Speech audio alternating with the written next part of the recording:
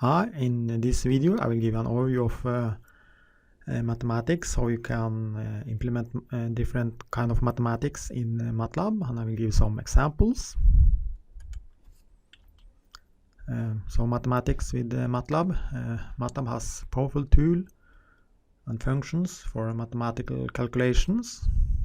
You could start to type help L function, L for elementary math functions in the command window, and then you will get a lot of help about the built-in functions and tools for mathematics in MATLAB. In this video we will cover the following topics. We will go through some basic math function and expressions, for instance like this. We'll see how we can implement functions or expressions like this in MATLAB. We'll go to some statistics functions like mean, standard deviation, minimum, maximum, etc. We will also cover some trigonometric functions like sine, cosine, and tangents. And then we will cover complex numbers, how we can implement complex numbers and use the built-in functions for complex numbers in MATLAB. And finally we will give some examples about polynomials. So polynomials is stated on this general form, which is MATLAB has many built-in functions that we can use to manipulate polynomials within MATLAB. First, I will cover basic math function and expressions. In this example, so I will implement this example in MATLAB, and you see it has square root, x square, logarithm functions, etc. So all these types has MATLAB support for. So let's try to implement this function in MATLAB. So in MATLAB we can just select new script. You can of course also use the command window, but it's easier to use the script editor. Then we can start to define this function set equals to 3 times x square plus square root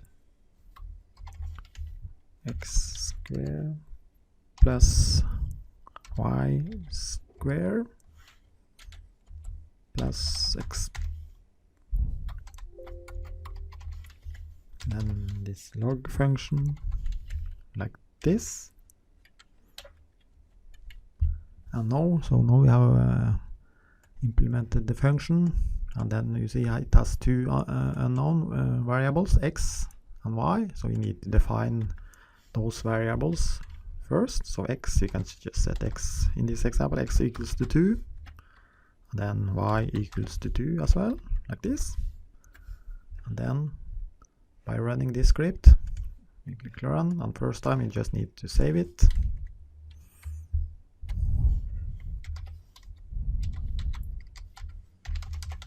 Proper name, and then MATLAB will respond with the answer. So it will calculate this expression with x equal to 2 and y equal to 2. You can change the values here, x equal to 4, and then a new value is calculated, y equals to 8, like this. So this is basically how we implement mathematical expressions in MATLAB. We can also implement this one in a function, so let's do that. We can just copy this one and create a new script, and then we can use this function keyword in MATLAB in order to create a MATLAB function. So then we can set which is the return value of this function, equal to the name of our function. You can just call it calc expression or something, and this one has two inputs or two variables, x and y, and then inside the function body we just implement this function like this, and then you can save it. And in this case the M file needs to have the same name as this function name. So you just click save, and then you can use this function in the command window or in other MATLAB scripts. We can test it out here. You can define x equal to 2 here, y equal to 2, and then you can set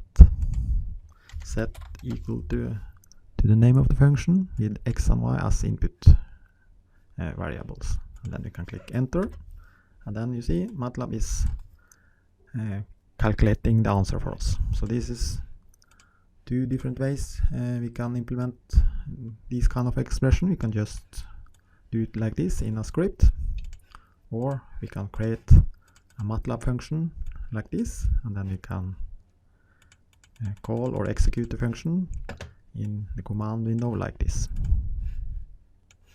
Next topic is statistics function and how we can use and implement them in MATLAB. So MATLAB has lots of built-in functions for statistics, so we don't need to implement them or create them from scratch. We can use the built-in functions for mean, median, standard deviation, minimum, maximum, variance, etc. So I will just go through a simple example where I just create a random a vector with some random numbers between 0 and 100, and then I will use these built-in functions in order to find these statistics data for this random data. So let's go to MATLAB. So back in MATLAB we can either use a script or we can just use the command window in this case. So I start to create an x vector with some random data, then I can use this built-in function rand.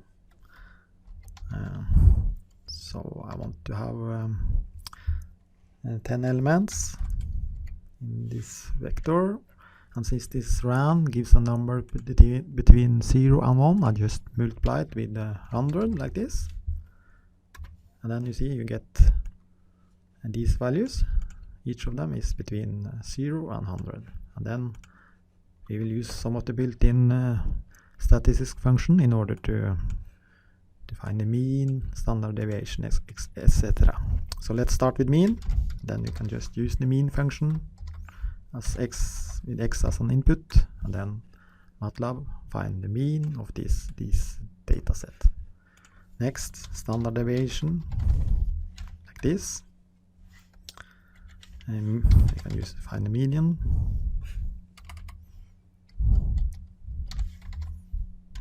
Of x like this. You can find the minimum value of x vector, which is this value. You can find the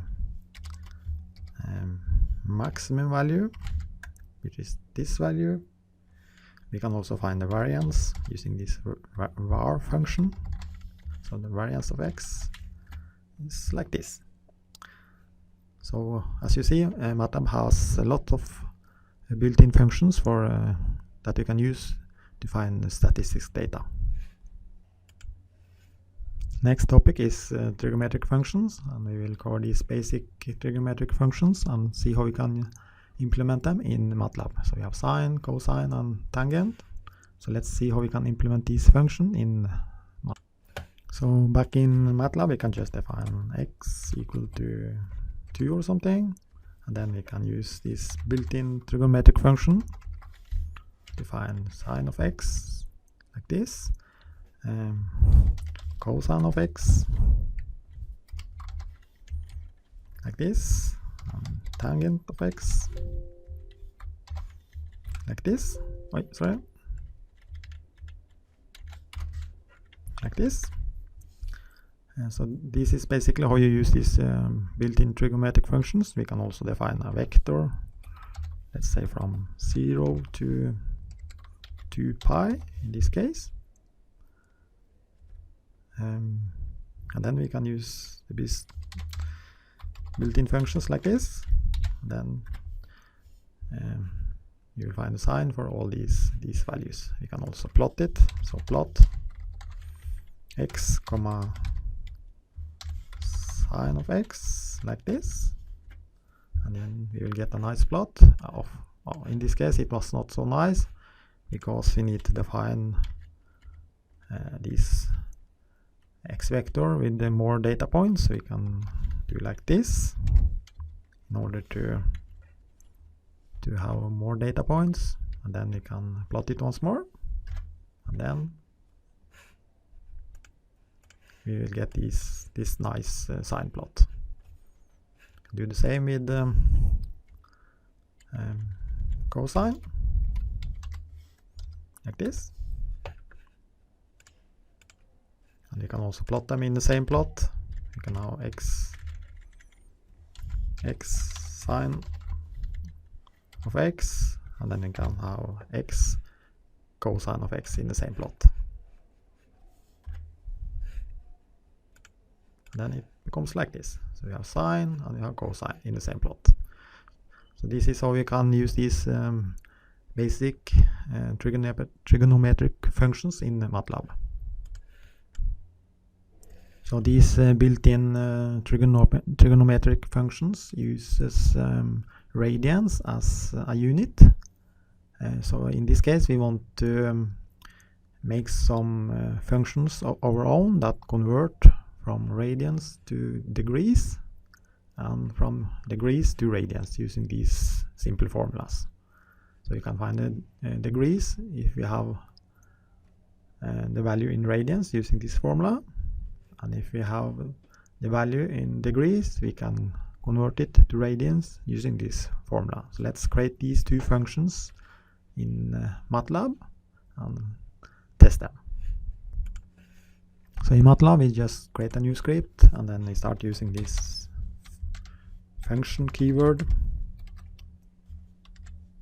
like this, and then we can create the first function. D for degrees equals to the name of the function. From radians to degrees we can call the function, and then the input here will be radians like this. Then we can define this formula.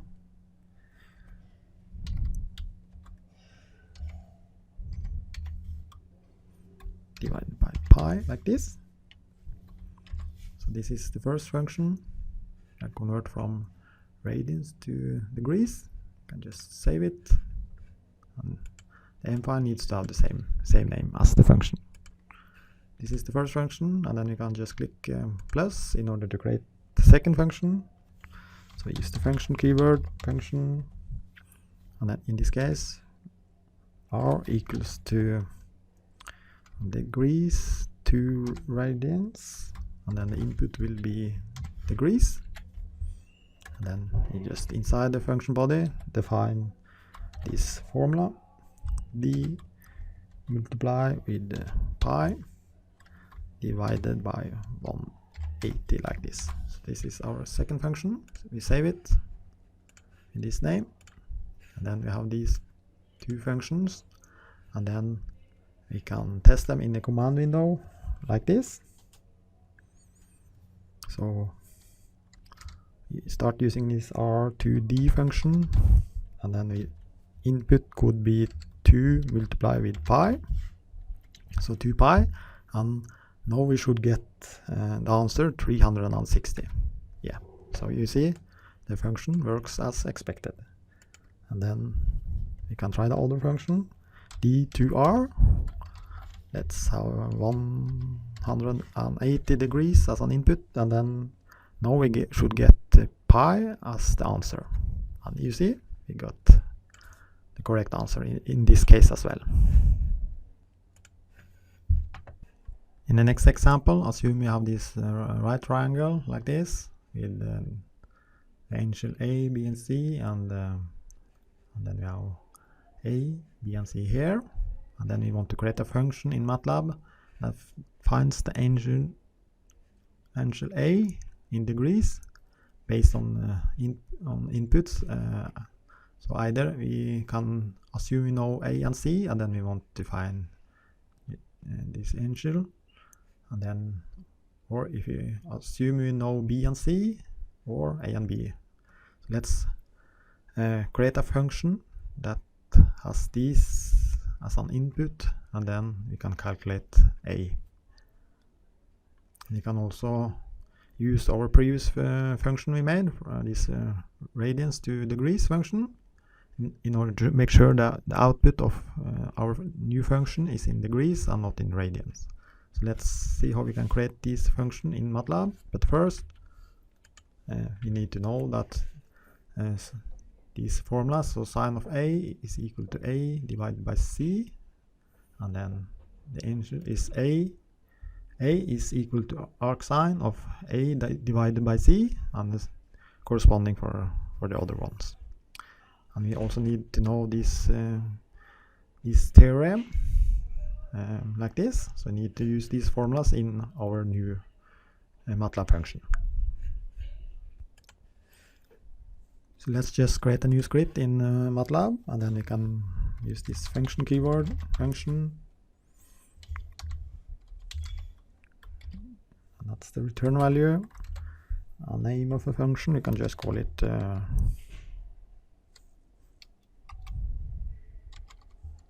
something like this. And the input should be, we can just call it x and y, and this the third input we can call it type, like this. And then based on the type we need to implement different formulas. So in order to do that in MATLAB we can use this switch type, and then case if this type is sine, for instance, we need to define this formula. Function A equals to a sine x divided by y. So this is the first one. And then next case, if this is cosine, then we need to use this formula.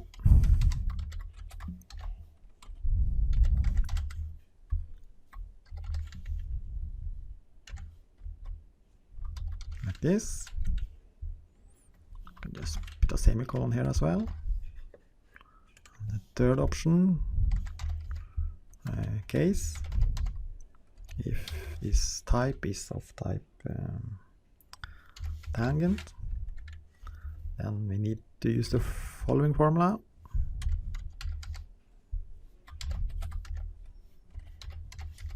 Like this. So this is our formula, and then we just need to type end in order to end this switch statement, and then finally we can just convert it to degrees using our previous function we made, r to d, like this. This is our function. So either depending on the type, this function will either go and execute this formula or this formula or this formula, and then finally it will convert from radians to degrees using our previous made function, like this. Then you can test the function in either a new script or in the command window. So in this case I just use the command window. We set, for instance, a equals to 5, and then we can set b equals to 8 or something, and then we can find c using our function. We can find c using this using this formula we can find c, like this. So c is then square root of a square plus b squared, like this. Then we can calculate c.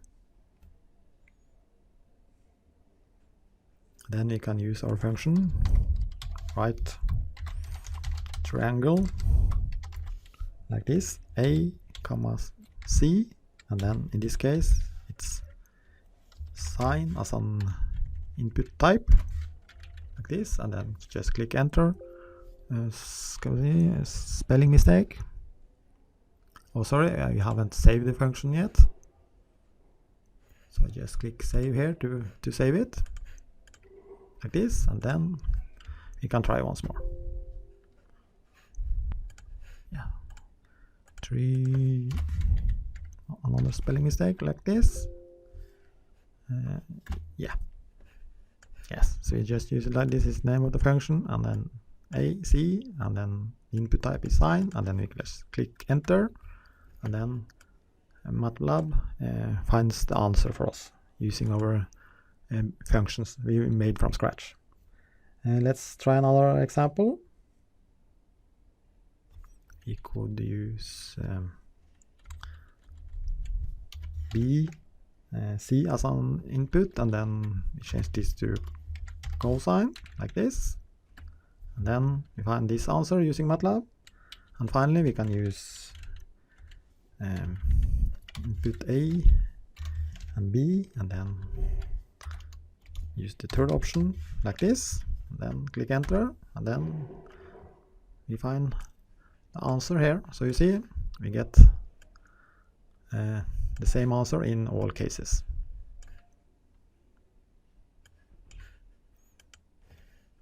So in the next example we use this law of cosines given by this formula. So we will create a function that implement this formula in order to find, in this case, C. So we use this formula in order to find the length of C. So let's see how we can do that in MATLAB. So in MATLAB we just create a new script, and we use this function keyword. C is the return value, and then we can name our function law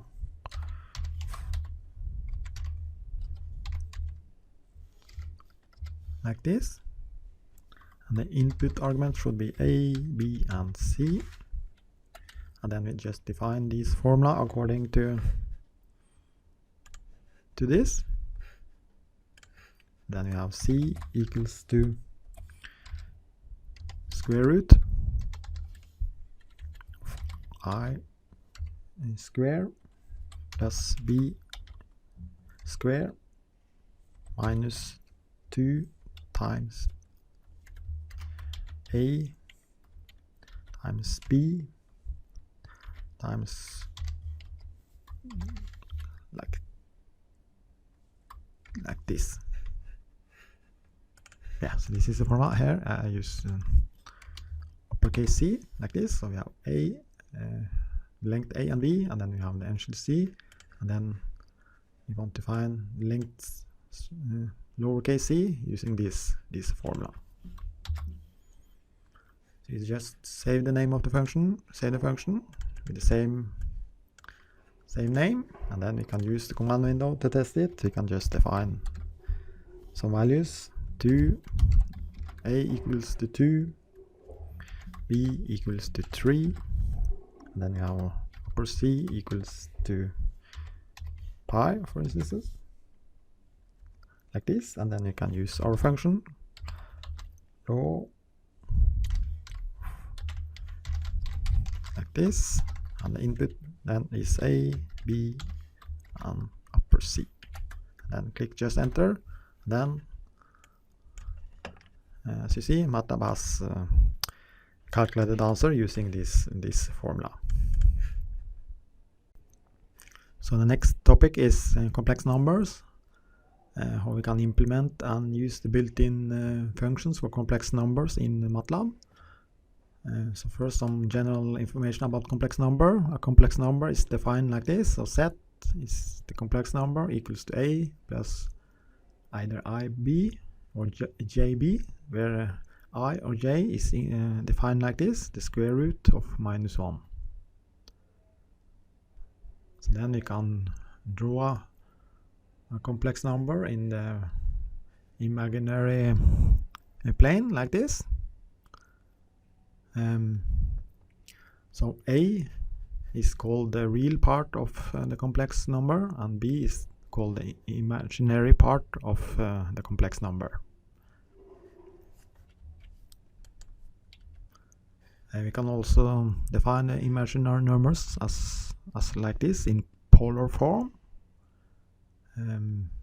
where then r is this one.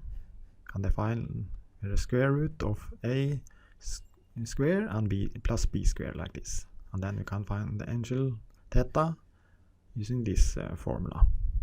And then note also that a equals to r cosine of theta, and then b is equal to r sine of theta like this. So let's see how we can implement this in MATLAB. First, in MATLAB you have a lot of functions you can use together with complex number. We have these apps, angel, imag, real, and these functions. So we will test all these functions. First, this simple example, we have given two complex numbers, c equals to 4 plus j3 plus d equals to this. So we want to find the real and imaginary part of c and d in MATLAB. Next, we want to find c plus d, then c minus d, c times d, and then c divided by d. So you'll use these built-in functions in MATLAB in order to cover this. So back in MATLAB, we can just, of course, use the command window or the script editor. So let's start by defining these two complex number, 5 plus 3i like this. So this is the first complex number. Then next, d equals to 1 minus I like this, and then we could find, let's say, set, and then take c plus d like this. You can click run to see what's happening.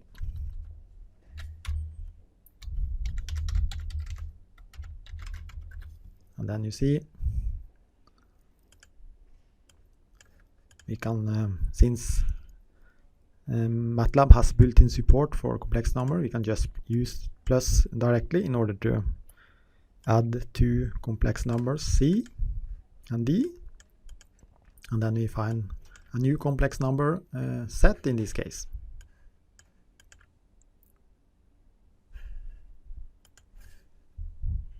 But we can also use some of the other built-in complex functions. So let's say we want to do this on a lower level. We can find set real parts of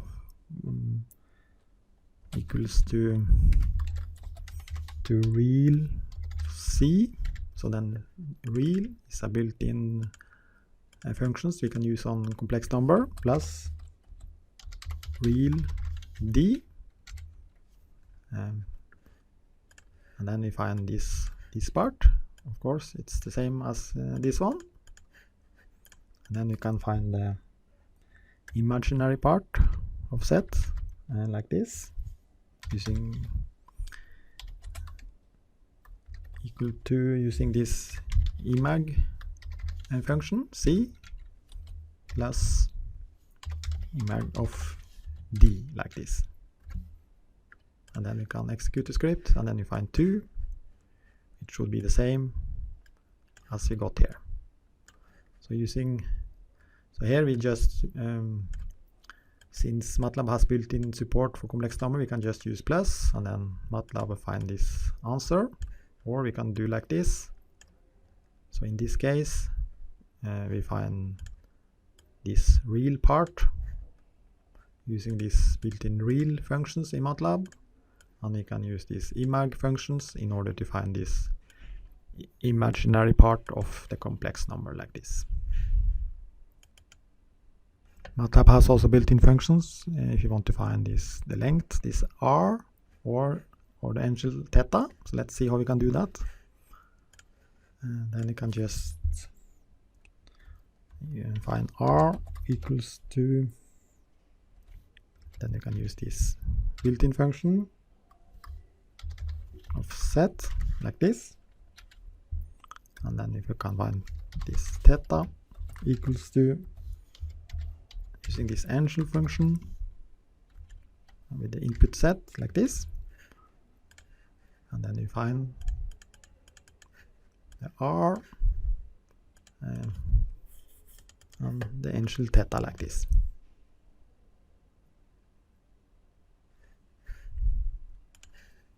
You can also find a complex conjugate using this function.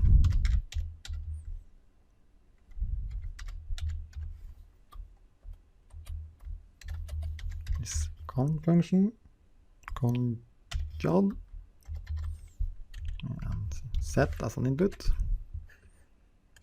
and then we find the complex conjugate of set like this. We have tried with addition. Of course, we can do the same with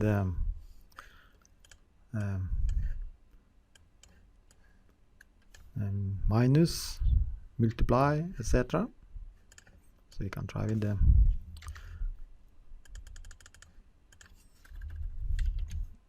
like this, c minus d, and then we find this value. Use these other built-in functions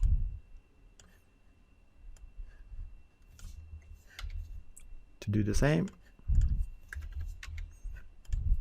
like this, and then find the real part of c minus the real part of d, and then the imaginary part of c minus the imaginary part of d, like this. So then you see, then you get the real part. So this was this one, and then we got the real part, and then we got the imaginary part like this. And you got the real part and the imaginary part. We can also use this function. So let's start with here for the addition. So let's say we want to find set here. We can just do like this. Set equals to, using the built-in function complex, and the inputs here are the real parts. So set real, comma, set imaginary, like this.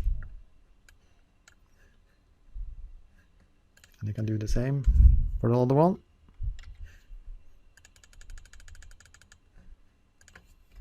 Here. And then you see we get the same answer in this case and in this case. And of course the same answer in this case and in this case. Next we want to multiply, so set equals to c multiply with d, like this, gives this answer. We can also find in this case set r equals to the absolute c multiply with absolute of d, like this, and then get the following answer like this. You can also find the angel set equals to, well, set of theta equals to, using this angel function, angel of c plus angel of d, like this. And then we find this one. You can also find the real part. So set real in this case will be then set r of r, and then you use this, remember this formula, cosinus of set theta, like this. So this is the real part, and you see we get the same answer as for this one. And then we can find the imaginary part, which will be then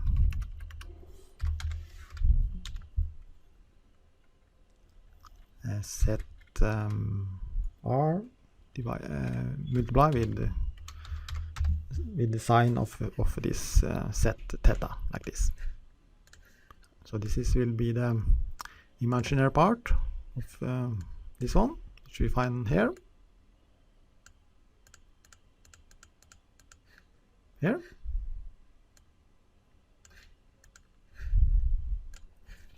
And finally, we want to divide these numbers. So C divided by D, we can use it directly like this in order to get this answer, or we can use these other more low-level functions. So let's just copy this one, and then instead of multiplying, we just divide like this in order to find this one, or we can find this other one.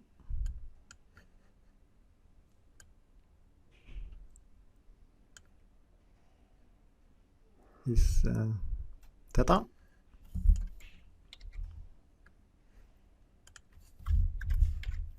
Just take minus instead, and then we get this answer. And then we want to find the real and imaginary part. You can copy this code like this. Then we find the real part and the imaginary part. And then finally we can use this complex function, complex, and then set real, comma, set image, like this, image. And we can do, of course, do the same here for this previous operation, like this. So this is how we use all these functions that MATLAB offers for complex numbers. So you can do directly define complex numbers like this, and then you can add them directly or subtract them directly. We can multiply them directly, or we can divide them directly, or we can use some of these more low-level functions like real, imag, complex, abs, and angel functions in order to do this manipulation on a lower level according to the formulas for complex numbers.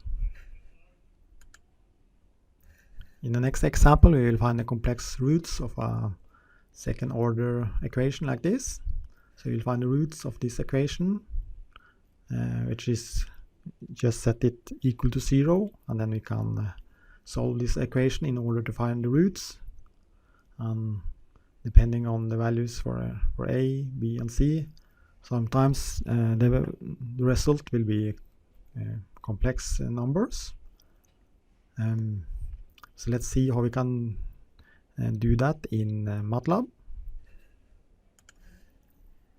So first, in the first example, I will use a function we created in an earlier example in a previous video, where we created a function in MATLAB in order to solve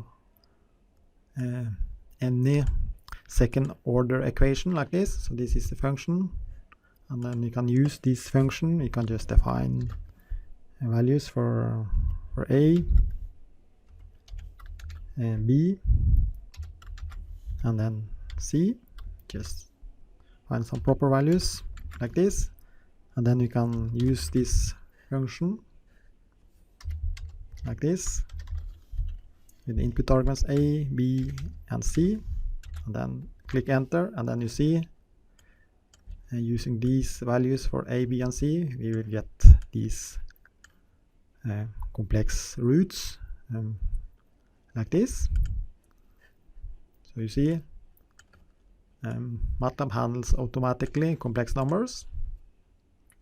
A second solution could be to use the built-in roots function. So let's just type help roots. So this function can also be used in order to find these complex roots. So then you can just type here. You can define, then we have defined A, B, and C, and then you can define this second order function like this. So you can just call it P with A, B, and C like this, and then you can use this roots function directly on P like this, and then you see we get the same answer using this built-in roots function. So the next topic is about polynomials and how we can implement these in MATLAB. So a polynomial is expressed like this on this general form, where P1, P2, P3, etc. are coefficients in a polynomial. Here we see an example of a typical polynomial like this. And in MATLAB, for this given example, we can define it like this, with just the coefficients.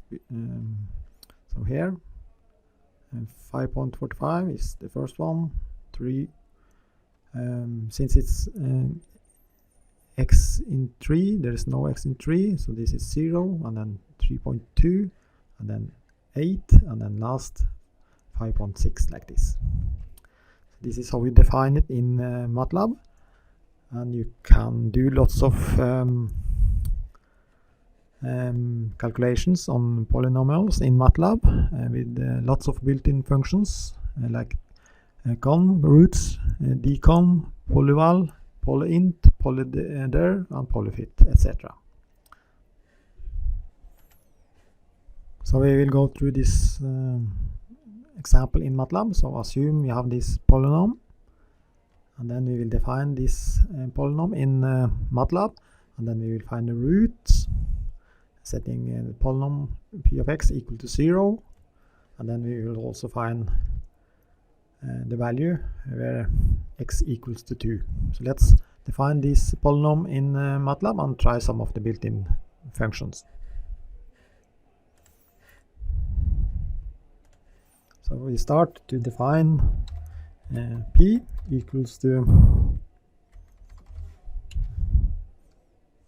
minus 2.1, 2, 0, 5, and 11 like this. So this is this polynomial like this, which is defined in MATLAB like this. And you can just click enter to define it, and then it appears here in the workspace as a variable. Then you can find the roots using the roots function like this. So then in this case we have these roots. You can also find where x equals to 2, and you just define x like this, and then we can use the polyval function, and then you can just set p and x like this, and then the function returns this value. Next example, we have the following polynomials, p1 and p2, and then we want to find the polynomial p, which is p1 multiplied with p2, and then so we will use multiply these. So we will find p multiply, so p1 multiply with p2, and then we will find the roots of p, and then we will find also where x is equal to 2. Then you will also find the differential and the derivative of this polynomial. So let's see how we can use the built-in functions in the MATLAB to perform these actions on polynomials. But first, just how to remember that P1 can be rewritten like this. So we have put it in the correct order. So the highest order is to the left, and then the next highest order, etc. And also here for P2, the highest order, and this one is 0, and this one is 0, and then we have 2. So then let's see if we can define P1 and P2 in MATLAB.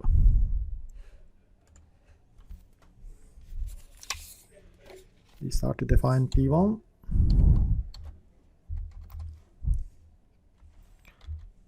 Times 1, 1, and 1 like this. This is P1, then we have P2 equals to 1, 0, 0 and 0 and 2. So this is P2, and then we can multiply them. So we just define P equals to, then we use the built-in function column, and then the inputs are then P1 and then P2 like this. So then we get the following polynomials, which is P1 multiplied with P2.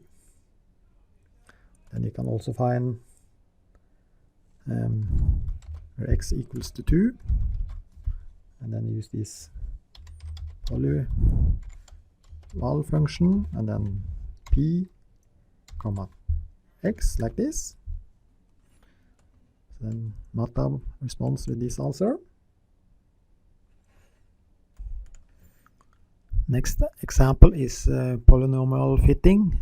So in this example we want to find a 6th order polynomial that best fits this sine function, and we will also plot it and compare it to the original sine. Let's see how we can do this in MATLAB. So then we can either use the command window, or in this case I will use the script editor. So then I start by defining this an x vector, which goes from 0 to 2 pi, having the following interval 0.1 like this. So then it's just a vector from 0 to 2 pi, and then we can define y as sine of x like this, and then we can plot x comma y like this. So let's just run it, and first we just need to save it, find a proper name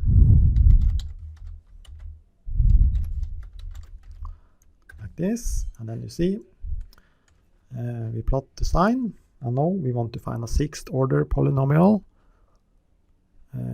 that best fit this sine function. So then we define P as the polynomial, and then we just use this polyfit function, and then we define the x vector and the y vector, and then define the order, in this case 6, like this. And then click run, and then you see we get the following results. So this is a 6th order polynomial that should correspond to this sine function. So then we can also try to plot this. So then you can define y2 using the polyval function p, and then define, we use the same x as we use for the sine. So then we have y, and then we have y2. So we can also plot this. So plot x comma y2 like this, and here we plot the sine, and here we plot the polynomial, and then we can compare them. We can set this as figure 1 and this as figure 2, like this. So first we define x, we calculate sine, and then we plot sine, and then we find the sixth order polynomial that best fits this sine function, and then we plot it, and then we can compare it. So let's just run it, and then we have two figures. This is the sine function, and this is the sixth order polynomial, and as you see, it's quite equal. So this is how we use polynomial, and we can easily define them, and we can use some of these built-in functions. So that's all you need to know about mathematics in MATLAB. How you can define these basic math functions and expressions, use statistics and trigonometric functions, use complex numbers and polynomials, and how you can define them and use these built-in functions in MATLAB.